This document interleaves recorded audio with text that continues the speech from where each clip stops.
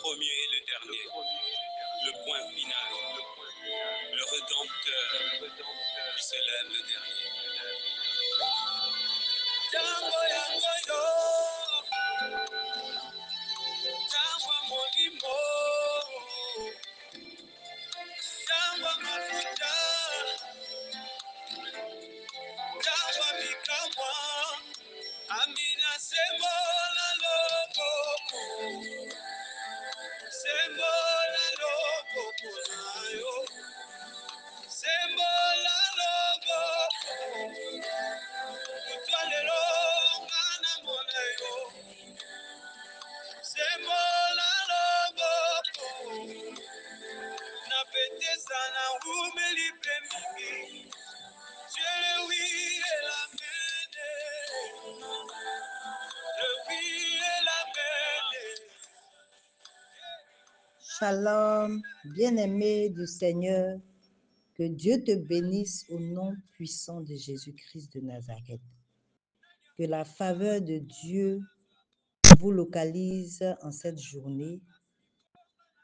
Je salue de façon respectueuse tous les serviteurs de Dieu qui interviennent chaque jour sur cette plateforme. Je te salue toi, à qui une grâce particulière a été faite d'être inscrit sur cette plateforme. Akwaba, bienvenue à notre pain de ce mardi 23 juillet 2024. Je voudrais le rappeler, le thème du mois, c'est viser l'excellence selon 2 Chroniques 2:5. Le thème de la semaine, les fruits de l'excellence. Le thème du jour, la promotion.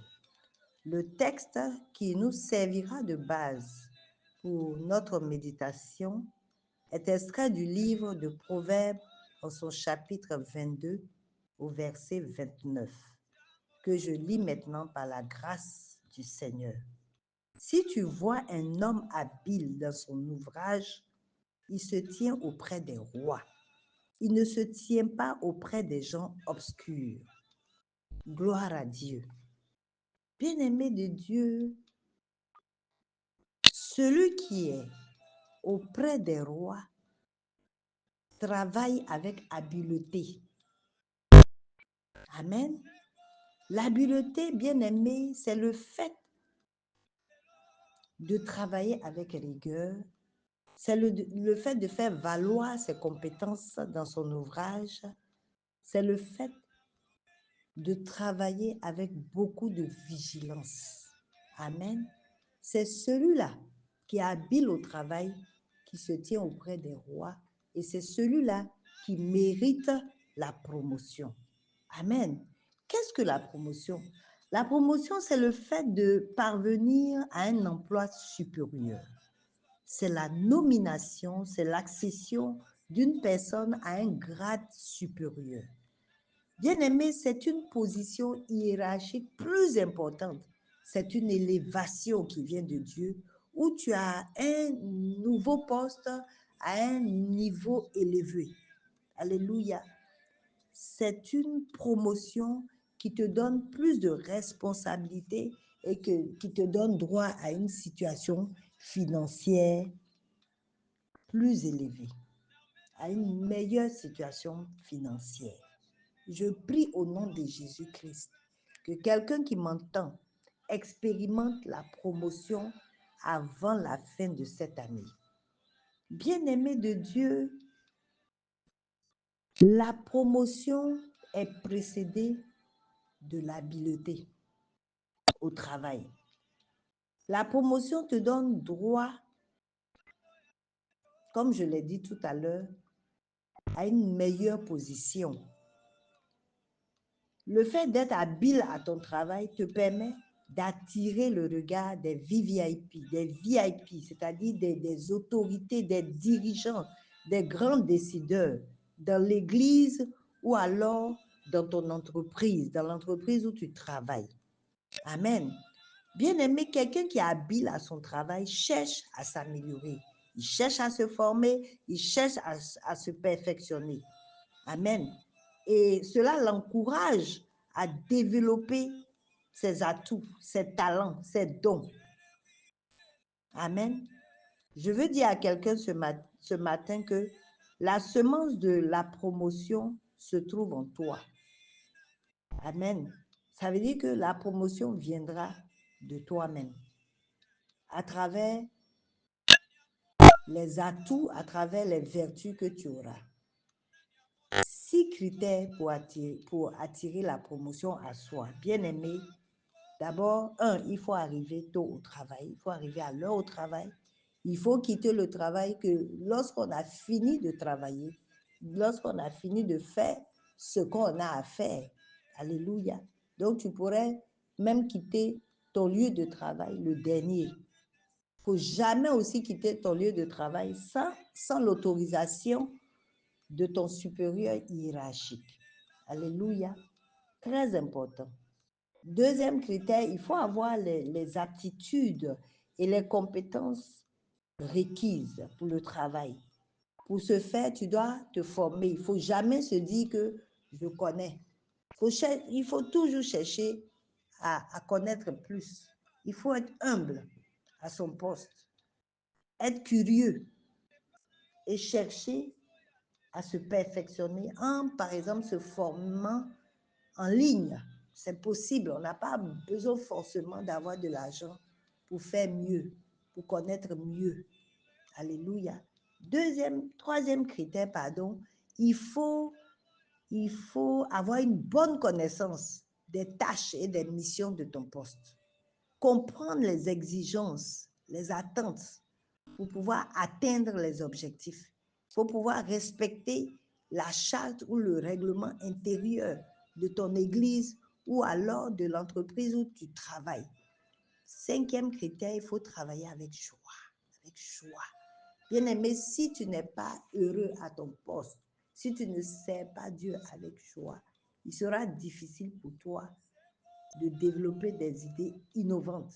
Il sera difficile pour toi de proposer des projets constructifs à l'église ou à l'entrepreneur. Alléluia. Ou l'employeur plutôt de ton lieu de travail. Donc, il faut pouvoir être curieux, aller vers le supérieur hiérarchique ou bien vers le leader, vers son responsable pour comprendre, pour mieux saisir les attentes de la société ou de l'Église. Comprendre quelle est la vision de Rehoboth, par exemple. 3 clés assignées à cette vision. Libérer les destinées, faire des disciples, servir Dieu avec joie. Par exemple, lorsqu'on prend le volet faire des disciples, bien aimé, si tu ne gagnes pas des âmes à Christ, comment tu peux faire d'eux des disciples? Il faut des personnes pour pouvoir en faire des disciples. Donc, tu dois pouvoir gagner des âmes. Tu dois beaucoup évangéliser autour de toi, de par ton parler, de par ton attitude, de par ton comportement. Tu dois pouvoir gagner des âmes à Christ. Et quand tu les auras gagnées, tu vas développer le discipulat en eux et faire d'eux des disciples. Alléluia. 6e critère, bien aimé, il faut avoir Dieu avec soi. Il faut avoir Dieu et l'avoir avec soi. Cela signifie que nous devons, dans notre ouvrage, respecter les principes de Dieu. Très important. À ton lieu de travail ou dans ton ouvrage, tu dois être loyal, tu dois être fidèle, tu dois être honnête. Tu ne dois pas être hypocrite. Tu dois être concentré. Tu dois être intègre et ne pas te laisser corrompre par quoi que ce soit ou par qui que ce soit. Bien-aimé, dans ton ouvrage, tu ne dois pas te tenir auprès des gens obscurs, comme le dit notre texte de méditation. Tu ne dois pas être avec des gens qui négligent leur travail. Tu ne dois pas être avec des gens qui sont paresseux, qui sont distraits, qui travaillent avec négligence, qui sont malhonnêtes et qui donnent parfois même de mauvais conseils. Bien-aimé, tu dois être auprès des personnes qui peuvent te donner de bons conseils pour que ton travail avance et que tu te fasses remarquer par les décideurs. Alléluia. Bien-aimé de Dieu, dans la Bible, il y a l'exemple de Joseph qui est palpable. Joseph a eu la promotion de par son talent qui était d'interpréter les songes. Il a eu la promotion et il a reconnu aussi que cette promotion est venue de Dieu. Il dit, ce n'est pas lui qui interprète, ce n'est pas lui qui donne les solutions, les orientations par rapport aux songes, mais c'est Dieu. Alléluia. Joseph avait Dieu avec lui. Joseph était excellent dans son travail. Il excellait dans ses responsabilités, si bien qu'il est devenu, bien aimé, le chef des prisonniers, même en prison. Avant la prison, il a gagné la confiance de Potiphar, qu'il a établi sur tout dans sa maison, sur tous ses biens, parce que Potiphar voyait que Dieu était avec lui et qu'il le faisait prospérer. Il faisait prospérer tout ce que ses mains touchaient. Alléluia. Et Joseph s'est fait aussi remarquer par son intégrité, par sa fidélité à son maître. Il a refusé de sortir ou d'être avec la femme de son patron. Alléluia. Il a résisté à la tentation qui venait par l'entremise de la femme de Potiphar. C'est vrai qu'il s'est retrouvé en prison, mais là encore, il a développé son talent. Il a développé le don que Dieu a mis en lui, a placé en lui, c'est-à-dire en interprétant les songes des prisonniers. Et cela lui a valu d'être en présence du patron de Potiphar, c'est-à-dire de Pharaon. Il a interprété le songe de Pharaon et il est devenu le numéro 2 du royaume. Alléluia. Il a été promu. Il est devenu le chef des entrepôts. Il est devenu celui qui était en charge de la gestion des entrepôts pendant 7 années d'abondance et il est devenu aussi le responsable de la vente de la nourriture aux Égyptiens et aux étrangers pendant 7 ans de famine. Alléluia. Bien-aimé, Dieu veut que tu aies la promotion et tu auras la promotion. Si Dieu t'a promis la promotion, tu auras la promotion au nom de Jésus-Christ. Les mauvaises intentions de l'homme, et même je dirais les pires intentions de l'homme, ne peuvent jamais arrêter la main de Dieu sur ta vie. Ce qu'il a dit, il va l'exécuter. Je prie qu'au sortir de cette écoute, de cette méditation, que quelqu'un aille au travail et qu'il apprenne la bonne nouvelle de sa nomination, de sa promotion au nom de Jésus-Christ de Nazareth. Demeure fidèle, bien-aimé.